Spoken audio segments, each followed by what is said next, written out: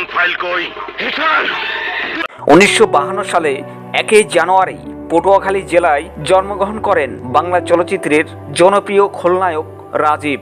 কাজী হায়াৎ পরিচালিত খোকন সোনা এই সিনেমার প্রথম নায়ক হিসাবে অভিনয় করেছিলেন জনপ্রিয় অভিনেতা রাজীব। এর আগে রাখে আল্লাহ মারেকে এই সিনেমায় ছোট চরিত্রে অভিনয় করেছিলেন তিনি। খোকন সোনা এই সিনেমায় নায়ক হিসাবে ইলিয়াস কাঞ্চনের অভিনয় করার কথা ছিল বলে জানান কাজী হায়াৎ। বলেন, আমার সঙ্গে পরিচয়ের পর রাজীবের অনুরোধে তাকে নায়ক হিসাবে নিয়েছিলাম। অভিনেতা হিসাবে তিনি বেশ শক্তিশালী ছিলেন, মানুষ হিসাবেও ছিলেন ভীষণ অমায়িক। এখন চলচ্চিত্রে কোথাও তাকে নিয়ে আলোচনা করতে দেখা যায় না, তবে সিনেমার অসংখ্য চরিত্রে রাজীব স্মরণীয় হয়ে থাকবেন দর্শকদের মনের মাঝে। বাংলা চলচ্চিত্রে একটি গভীর শূন্যতা তৈরি হয়েছিল তার মৃত্যুতে। 2004 সালে 14 নভেম্বর ক্যান্সার আক্রান্ত হয়ে তিনি মারা যান। তবে রাজীবের মতো এমন জনপ্রিয় খলনায়ক বাংলা চলচ্চিত্রে আর আসেননি। তেনার পুরো নাম ছিল ওয়াসিমুল বারী রাজীব। সিনেমায় শুধু রাজীব নামেই পরিচিত ছিলেন।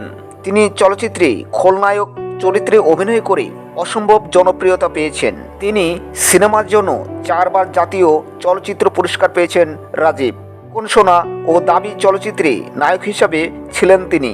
এরপর নায়ক হিসাবে অভিনয় করতে আর দেখা যায়নি তাকে। রাজীব অভিনীত ব্যবসা সফল এবং উল্লেখযোগ্য সিনেমার মধ্যে রয়েছে দাঙ্গা, বুকের ভিতর আগুন, ভাত দে, কেয়ামত থেকে কেয়ামত, অন্তরে অন্তরে, হাঙ্গর নদী, গ্রেনেড, প্রেম পিয়াসী, সত্যের মৃত্যু নয়, ভণ্ড, উছিলা, স্বপ্নের পৃথিবী, আজকের সন্ত্রাসী, দুর্জয়, দেনমোহর, স্বপ্নের ঠিকানা, জবরদখল, লুটতরাজ, মহামিলন, বাবার আদেশ, বিক্ষোভ, অন্তরে অন্তরে, অনন্ত ভালোবাসা, আরও অনেক উল্লেখযোগ্য ব্যবসা সফল সিনেমা রয়েছে। বন্ধুরা, ভিডিওটি যদি ভালো লাগে তাহলে চ্যানেলটি সাবস্ক্রাইব করে পাশে থাকেন। ফাইল কই তুই কি করছিস জানিস?